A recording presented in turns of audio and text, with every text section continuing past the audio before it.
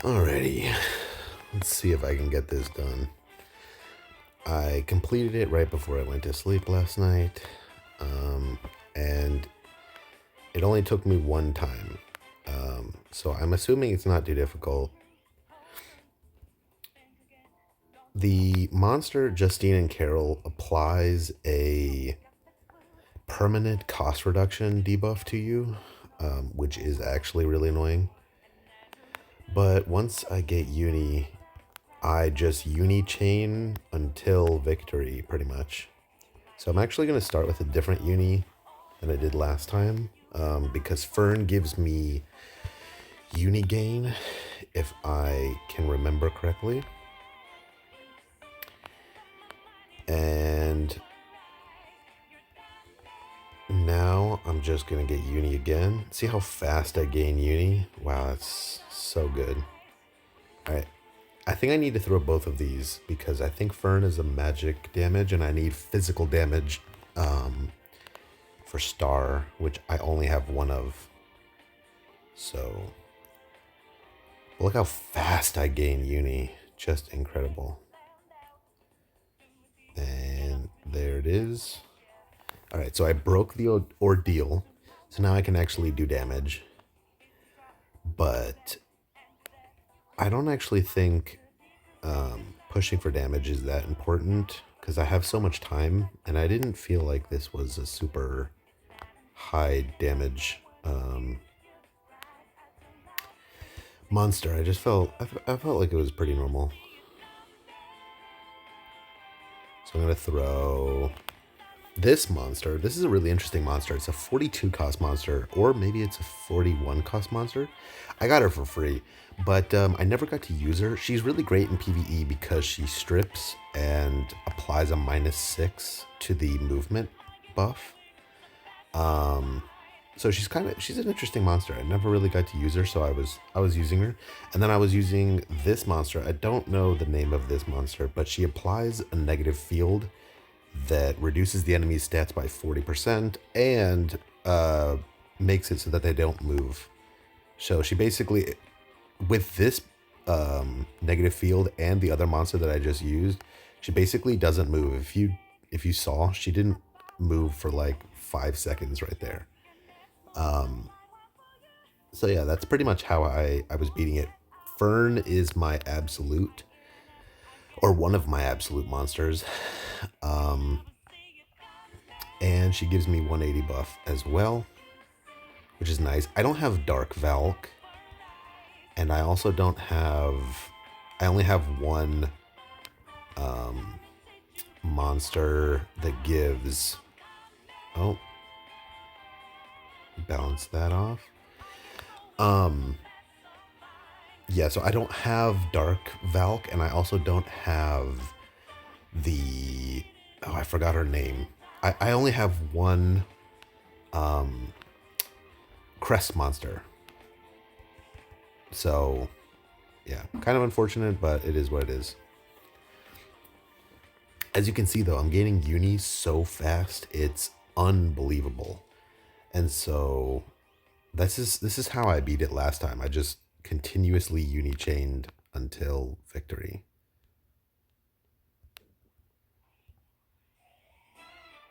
Oh, that's annoying.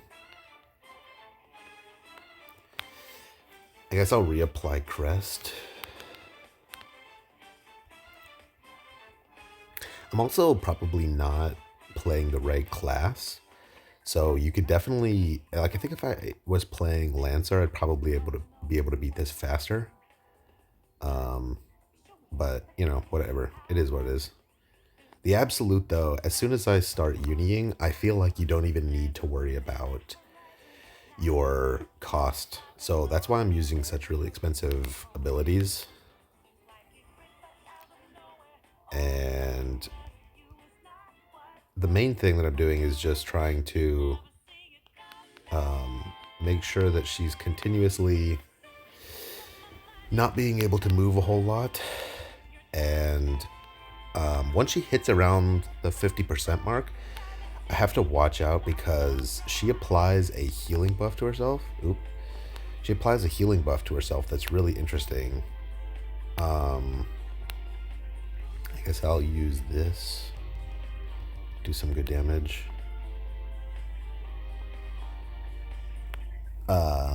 Sorry.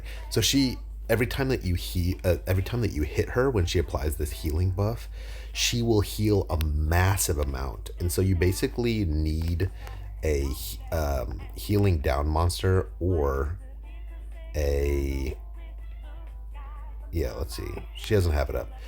You basically need a healing down monster, or you need Joker, which is kind of annoying.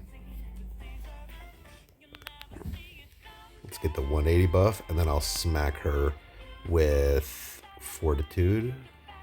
Because I still have... Hey! Cinnamon! Stop. Alright. Yeah, look at that damage. That was pretty good. And people were saying... I watched somebody else's video, and they were saying that the monster hits pretty hard at some points. And I did not feel that. Like I said, I did it once and I just beat it. So I didn't feel like she was dealing a whole lot of damage. Let's see if I can...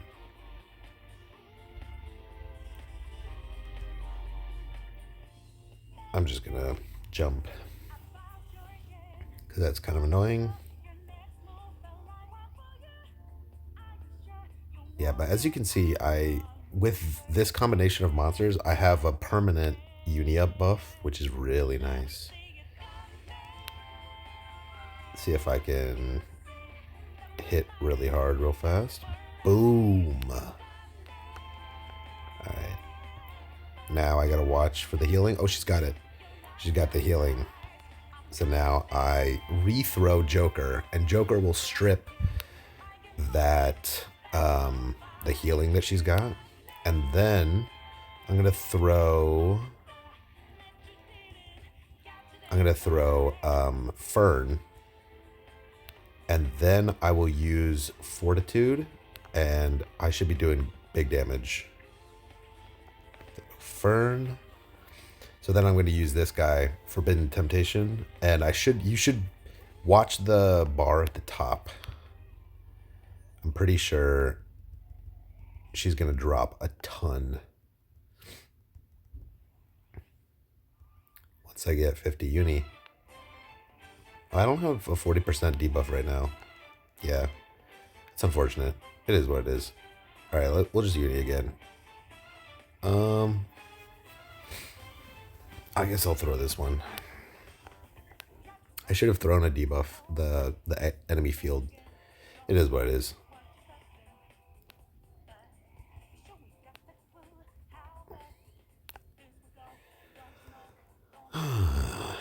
Yeah, I don't feel like this monster's bad though.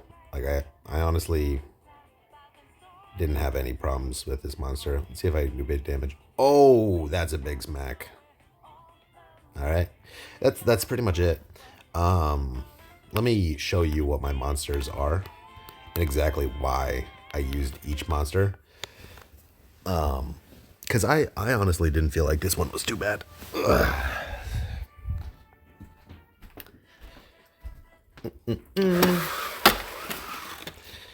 And you'll see as well that I only have 2 of the new monsters, and my stats aren't even that great. Let's see, equipped.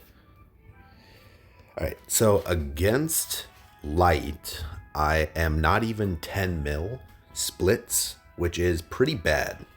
I mean, I do have a total of 80 element, but my, like 2 of my gear isn't even maxed. I've got a bunch of like low cost gear. And I'm also using dual blades and lances, neither of which get buffed by Morpher, by the Morpher class. My main thing is that you want to main slot something that does additional damage and increases your chance to land difficult abilities if it's required for your class. And then stack as much dark and star as possible. I have Mastery of Fire in my main slot, and then I also have Duty to Defend as an opener. And I do have quite a few of the Shard of the Mask powers, which is nice. Again, Mastery of over Fire, Shard of the Mask. I don't think she applies a reflection, so I don't think World Breaker is necessary, but I still have it just in case. And then, of course, Undying Aggression for the early game, and I have another Duty to Defend. In my backline monsters, I have monsters that give me additional Dark and additional Star, and that's pretty much it. Those are those monsters. Now, for the actual monsters that I'm oh wow, wait a second, I have Yuki going. I didn't even realize. My bad. As you can see, my stats could be even better. Yeah, that's funny. That's funny. All right, so Joker is really important here. Joker is the one that's removing the special debuff, because remember, she's going to apply a healing to herself at around the 50% mark. When you, like between the 40% and the 10% mark, she'll start applying a new debuff and that new buff to herself, and it's going to be a massive healing buff. So every time you hit her, she's going to heal a ton of HP. So you need something to remove the HP. So the two options are to apply a monster, to throw a monster that reduces the enemy's healing to 0, so that they can't get any healing. Your second option is to use Joker or some other monster to remove special debuffs. There's not a whole lot of them. Joker is the only one that I have that is Dark and Star that does that. But you can go to Limapedia, which is right here. This button that says Jam in the top right, you can click on it, and then you can search for monsters that may help. Let's go back to my gear. So, what does Joker do for me? He is my only Crest monster. Crest is really important because every ability she throws is going to remove your allied field. So just keep that in mind. Ally fields don't work. He also applies Flank, which is in my opinion, it's the third best bubble. But it increases all of your stats by 100% and increases the amount of damage you deal by ignoring the enemy's defense, which is really nice. He also applies Twilight, which is pretty good. He applies Absolute, which is really nice. There's not a whole lot of Absolute monsters, and most people probably aren't going to have Fern. I would also try to recommend getting Dawn if you can, or if you're struggling with it. The Dawn will be very valuable. The Slumber Resistance was not. I don't think she applies Slumber. She applies Scorching, and she applies some other stuff. But I didn't get hit with Slumber a single time. I don't know if she does that a lot, or if at all. And he also clears the ordeal. Remember, you need to deal a certain amount of damage with a dark monster that does magic damage and a star monster that does physical damage. So he clears one half of the ordeal. I'm using Queen as well. She clears the other side of the ordeal. She time slices. The time slice isn't really necessary. The monster does apply 200% buff to himself quite a few times, so running balance is very important. The Prohibit Uni is nothing. Rejection's nothing. Cost is nothing. The Filling Uni by allies is nothing because you have no allies. The Phalanx is garbage, but the Nebulous Eclipse is pretty good. It increases the chance that you deal an extra 50% damage by 10%. And it increases the amount of damage that you deal when the enemy is broken and when you do criticals. So that can help you push for damage at the end. Honestly, this monster is not great. And you could probably... I shouldn't even really be using Queen, to be honest. Any other star monster that does physical damage and that can break the ordeal is going to be way better than Queen. I can't remember if I couldn't find one or if I just wanted to use Queen. To be honest. But it doesn't really matter, because I don't feel like this is hard. Alright, first class mage Fern. She uses Zoltrak, which gives me 180 buff. Absolute, which is excellent. Serenity, which is also excellent. Phalanx is an awful bubble, whatever. And she increases my unison gauge gains by 2. That is a huge thing. Helps me cycle. I'm using you here. Again, does magical damage, so it can't clear the star ordeal part. Applies frozen, which is nothing. Rejection, which is nothing. Prohibit uni, which is nothing. Reduces the enemy damage to 0 for 1 time, which is basically nothing. Twilight, which is okay. Phalanx, which again is not a great bubble because it doesn't deal damage. But the main thing that I'm using her for is this stagnation collapse field, because it reduces the action speed by 30%. And also reduces their stats by 40%. So it helps me increase my damage and also reduces the amount of damage that they're dealing. She also increases my unison gauge gains, which is awesome. So this monster plus Fern are really, really important to help me cycle uni a bunch of times. And then Mizuki, from a really old collab. As you can see, she's a 42 cost monster, but she is really good, especially in high level PvE. She, again, does not do physical damage as a star monster, so she can't clear the ordeal, which is quite annoying. And then she reduces the NPC's action speed by 60. That is the max, which is awesome. So 60 plus the U field, the U enemy field, applies a 90% NPC debuff to the enemies. And as you could see, when I had those two up, essentially every time that I would get out of uni, I could attack like 10 times.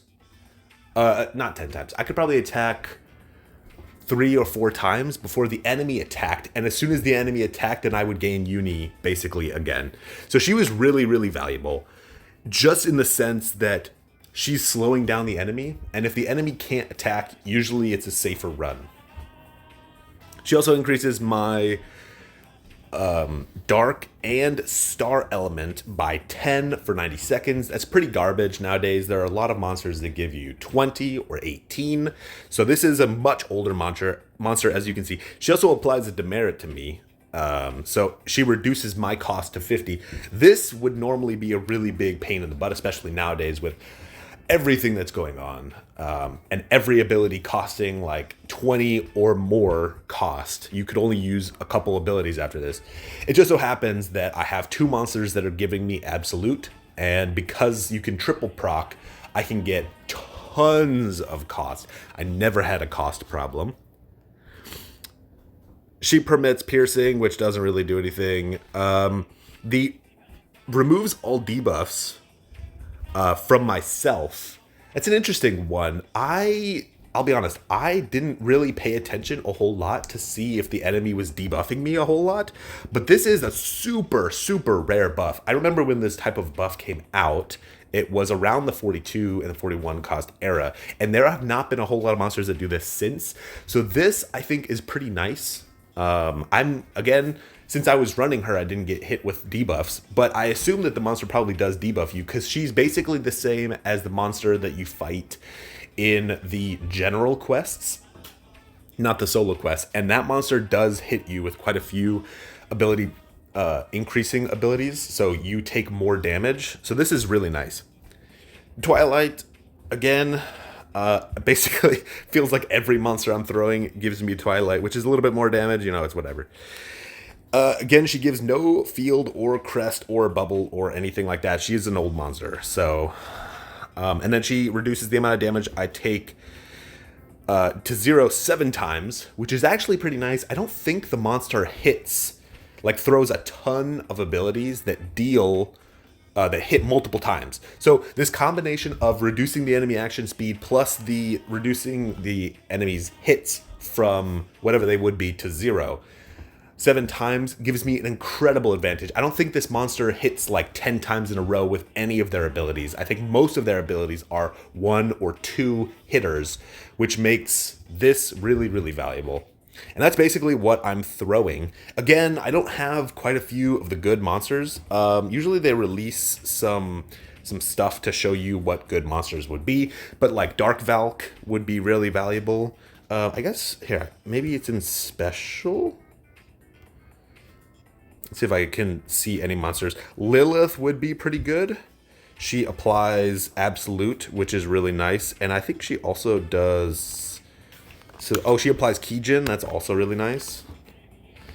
They didn't release. Sometimes they release monster outlook. Oh, here's a bunch of monsters that you can get. Aphrodite is good. She applies the additional damage when you're critting and stuff like that. Mizunuki is good because of the action field. Reduces the amount of stuff that the enemy does. Oh, Overcast is also really good. Alice is okay. Minerva. If you don't have a second crest monster, Minerva may be really good for you. Again, I was only running one crest monster, but I was uniing like crazy, as you can see. Harrow is also really good. She applies the ability power boost and the crit ability power boost. Very nice stuff. I have Cecil, but I didn't feel like she was super great, so I just didn't use her. Leonard is really good. He gives the dark and star element by 16 and activates vital strikes.